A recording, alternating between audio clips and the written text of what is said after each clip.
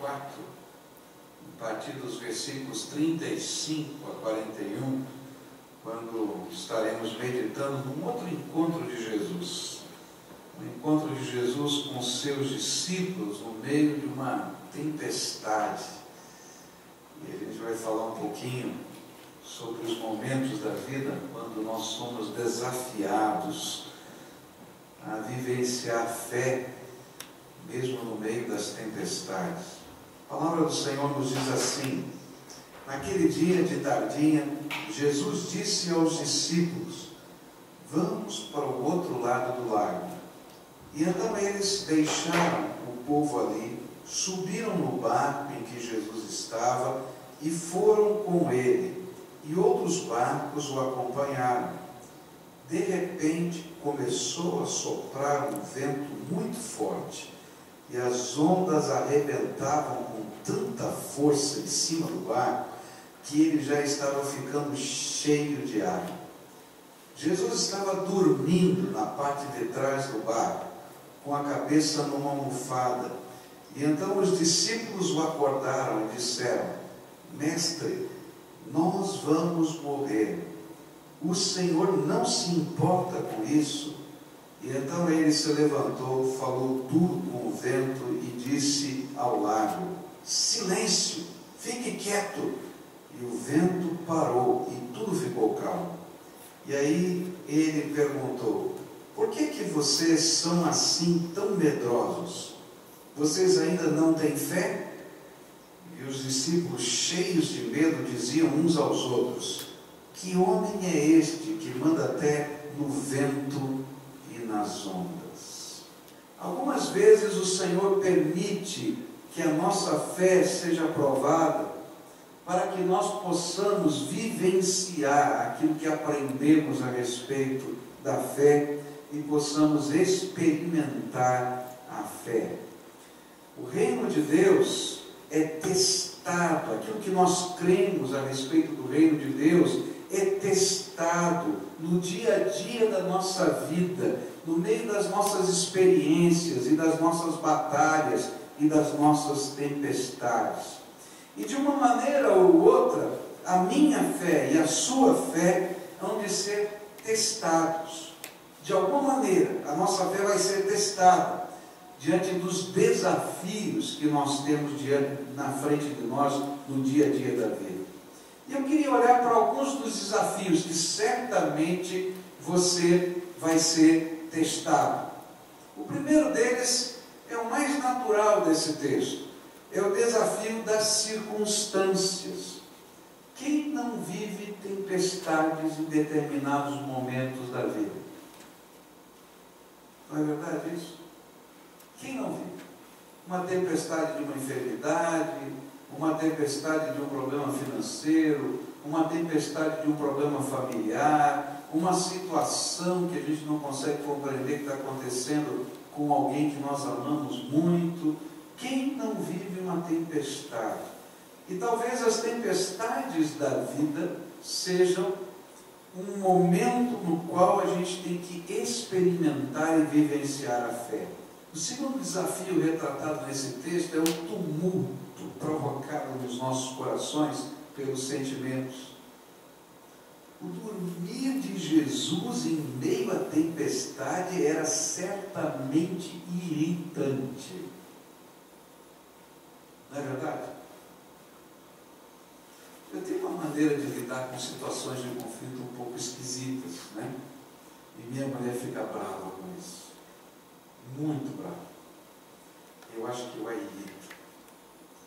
Eu tenho certeza em alguns momentos.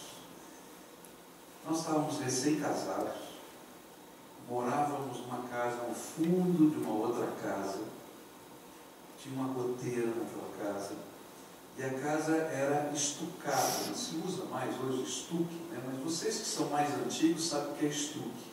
Estuque é uma tela que a gente coloca, né? E joga-se cal e cimento naquela tela. Era muito pesado aquele material e fazia-se os forros antigamente eram feitos com aquilo. E à medida que você vai tendo uma goteira no estuque, ela vai, como é que se diz, oxidando a tela, né? Ela pode se romper e cair o estuque. Só que o estuque é muito pesado. E numa madrugada, era por volta aí de umas 5 horas da manhã, 4h30 da manhã, a gente escuta aquele estrondo na sala. E eu estava dormindo, eu durmo pesado. E a minha esposa dá um salto e foi para a sala. E ela disse: caiu o teto da sala em cima do meu piano. E ela volta e diz: vem aqui, caiu, tal, etc. Assim. E eu virei para ela e falei assim: já caiu? Ela falou: já.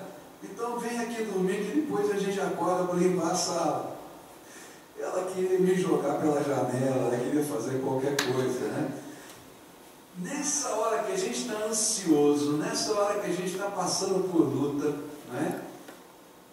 Já pensou o silêncio de Jesus dormindo lá no meio da tempestade? Que irritação que estava dando nos discípulos.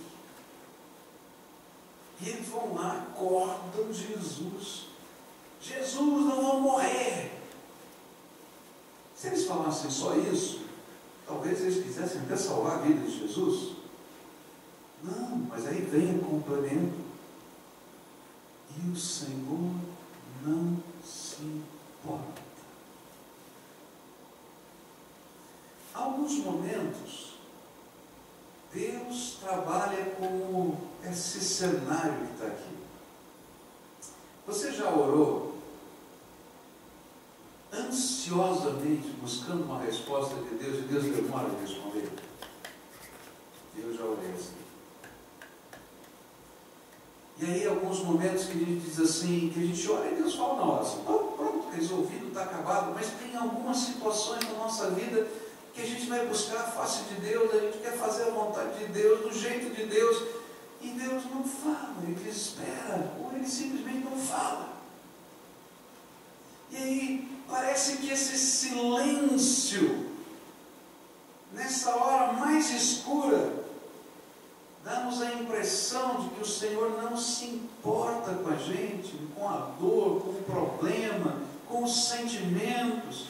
E à medida em que as coisas vão ficando mais difíceis, o medo, um medo incontrolável, vai dominando os nossos corações, assim como dominou o coração dos discípulos.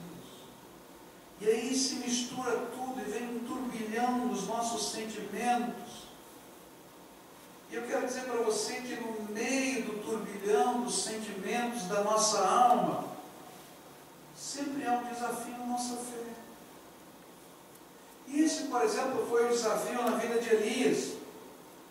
É interessante isso, porque Elias, ousadamente, cheio do Espírito Santo, ele convoca os 400 profetas de Baal e os enfrenta e diz assim: olha, se Baal é Deus, que ele derrame fogo do céu sobre o altar, mas se o Senhor é o único Deus, Ele vai derramar fogo do céu sobre o altar. Gente, que fé, não é verdade? E chegou na hora ainda em que eles passaram a manhã toda chorando, se rasgando, os 400 profetas, e não vem fogo. Ele diz: olha, está fácil para Deus, você vai mandar fogo do céu com Ele mesmo. Então está muito fácil. Eu quero que vocês tragam muita água, e molhem toda a madeira, e molhem todo o sacrifício, e molhem tudo, porque é fácil demais. E então ele faz uma oração: Senhor, mostra a tua glória. E vem o fogo do céu e consome o sacrifício, a ponto de todas aquelas pessoas verem que Baal não era Deus, que aquilo era um grande embuste, e eles saem perseguindo os 400 profetas de Baal. Mas é interessante que esse mesmo homem, cheio de coragem, cheio de fé, depois de alguns dias recebe um bilhetinho da rainha. Diz assim: ah, você destruiu o culto que eu patrocino, eu vou matar você. Olha que coisa doida, a cabeça da gente é um negócio estranho. E aquele bilhetinho fez tão mal para Elias, mas tão mal, que ele caiu em depressão. ele foge e ele quer morrer. Ele está desanimado com a vida. Ele diz: não adianta mesmo ser profeta, ninguém acredita em nada, ninguém se converte, todo é coração duro mesmo. Ele quer morrer. E ele vai para um lugar na beira de um riacho, mas fica ali que está vendo uma seca e tem um pouquinho de água, mas ele não quer buscar comida, não quer fazer nada. E Deus é tão bom, tão bom, tão bom, que manda aqueles pássaros pretos. Eu chamo aquele pássaro ladrão. A gente aqui no Brasil não conhece muito, né? Mas eu vi lá na Índia esse pássaro. É interessante. Você deixou a porta aberta da sua casa, ele entra na sua casa, pega o que tiver na mesa, sai com ele no bico e vai embora. E eles fizeram isso, saíram buscando comida por toda a terra, no meio da seca, e traziam no bico, e traziam, colocavam na mão deles para comer. Deus não é bom? Mas ele não conseguia ver, porque quando os nossos olhos estão obscurecidos pela nossa dor e pelos nossos sentimentos, mesmo de que Deus faça um milagre do nosso lado, a gente não enxerga. A gente só enxerga a nossa dor, a nossa angústia, a nossa tristeza. Mesmo que Jesus esteja com a gente, que a gente saiba que o barco em que Jesus está não vai naufragar, porque Ele é o Senhor do céu, da terra, do mar, de qualquer coisa, Ele é o Senhor. A gente está mal por aqui dentro da mão. E a gente não consegue enxergar. E acaba a água do riacho. E ele tem que sair dali. E ele segue o seu caminho e diz: sabe uma coisa, agora eu vou morrer mesmo. Uma caverna, e diz: não saio daqui. E Deus usa várias ferramentas, mas mesmo assim ele não está ouvindo, não está vendo, não está sentindo. Até o momento em que um silêncio suave, um barulhinho suave do vento, bem sutil, mexe com outras lembranças de Elias que a gente não sabe quais são, e ele sente a presença de Deus no meio da sua angústia. E aí Deus vai falar com ele: o que você está fazendo aqui? O que você está fazendo aqui? Esse não é o lugar que eu preparei para você. Ah, Deus, eu estou muito triste, fiquei sozinho, não tem ninguém nessa terra que te adore, só sobrei eu. Você não sabe. Eu já contei, tem mais de 7.000 aqui que você não conhece, mas que me servem. Levanta, porque a tua missão não terminou. Queridos, é interessante como essa batalha, a batalha dos sentimentos, muitas vezes derruba os homens mais fortes e corajosos, os homens mais destemidos. E o interessante é que às vezes é uma palavra. Se fosse uma guerra, a gente estava pronto, mas é uma palavrinha, é uma interpretação do nosso caráter, é uma acusação contra a nossa moral que não é verdadeira. E aí os desafios dos sentimentos se tornam no nosso coração uma confrontação ao amor e ao caráter do nosso Senhor. É como se lá dentro de nós a gente estivesse dizendo assim: como posso confiar em Deus e crer que Ele vai agir de novo, se as intenções do meu Senhor me parecem duvidosas? O Senhor não se importa que eu morra? O Senhor não se importa que eles falem assim do meu caráter? O Senhor não se importa. E aí vem um outro sentimento estranho dentro da nossa alma: será que Deus me ama mesmo? E se Ele me ama, por que Ele está permitindo tudo isso na minha vida? Onde fica a fidelidade de Deus? Afinal de contas, foi o Senhor que mandou. Jesus é que mandou que eles fossem para o outro lado e atravessassem aquele lago. Mas é justamente nesta hora nós vamos entender a grandeza do amor e da fidelidade do nosso Senhor. Se no desafio das circunstâncias a gente aprende a grandeza do poder de Deus, no desafio do sentimento nós aprendemos a grandeza do amor de Deus. Porque apesar de todos os nossos sentimentos, apesar de toda a nossa desconfiança, apesar de todo o nosso medo, e apesar de estarmos vivenciando uma fé que é quase sem fé, Ele se levanta para tocar as nossas vidas. É interessante isso, porque quando Jesus é acordado, Ele não fala nada com os discípulos. Ele se levanta e repreende o mar. E o mar se acalma. E só depois que o coração deles estava apaziguado, Jesus vai conversar com eles. Quantas vezes na minha vida, na tua vida, quando o nosso coração estava em turbilhão, o Senhor foi, revelou a sua glória, e depois eles vêm aqui, senta aqui comigo que eu quero conversar com você. Eu te amo, meu filho, você é precioso para mim, você não entendeu ainda?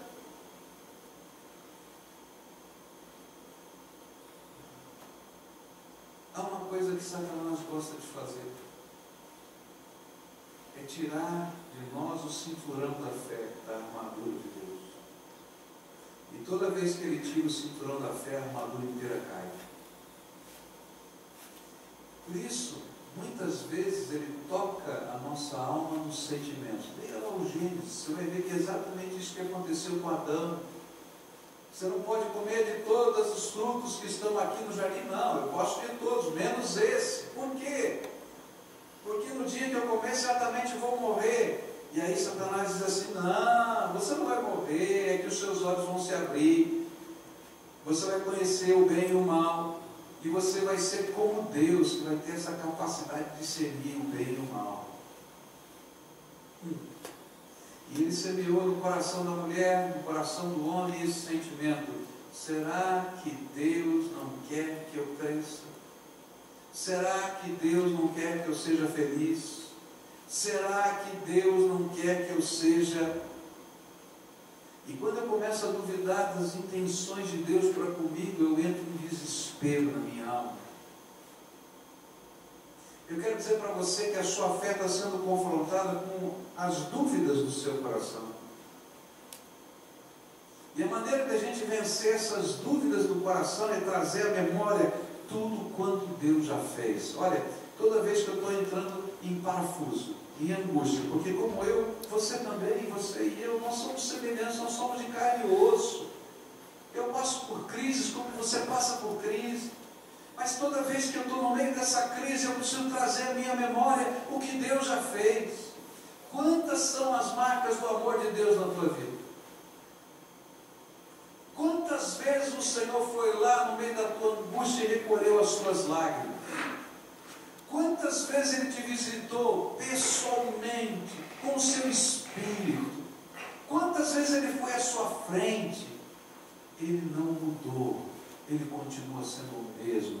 E a Bíblia diz que Ele é o mesmo ontem, era o mesmo ontem, é o mesmo hoje e vai ser eternamente o mesmo. Ele é o Senhor da glória. Então, quando Satanás cochichar no teu ouvido que Deus não se importa com você, pode repreender em nome de Jesus. Sabe por quê? Porque você traz no seu corpo, na sua alma, na sua história, as marcas do amor de Deus. Lá na história do passado, no presente, para toda a eternidade.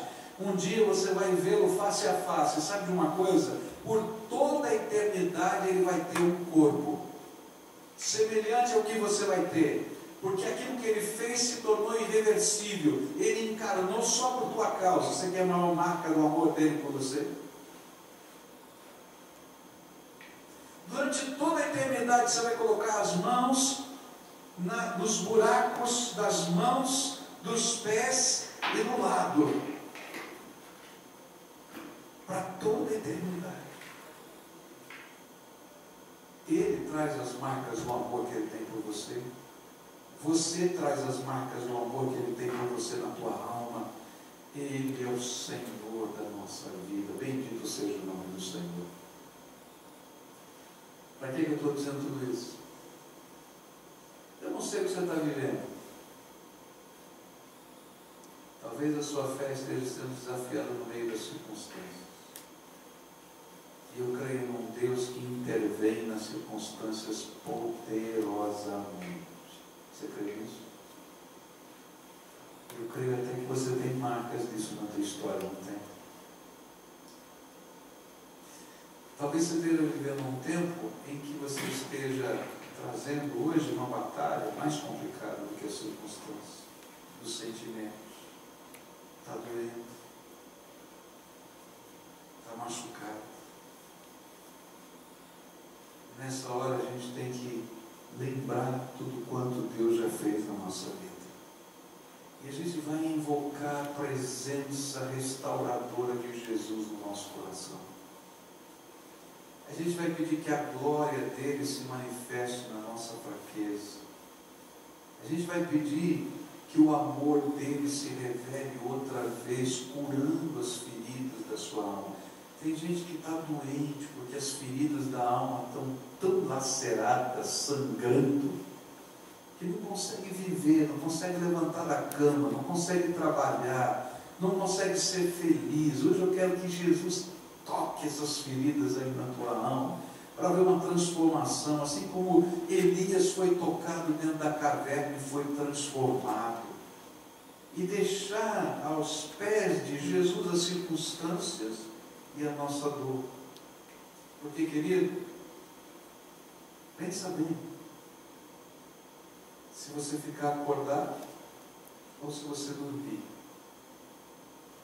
a única coisa que você pode fazer é semear e colher. Porque todo o processo só Deus, o Senhor do reino, pode fazer. Você semeou, então espera a colheita. Semeie em oração, semeie em lágrimas, você vai cegar com alegria. Semeie na graça de Deus, você vai colher o fruto dessa graça.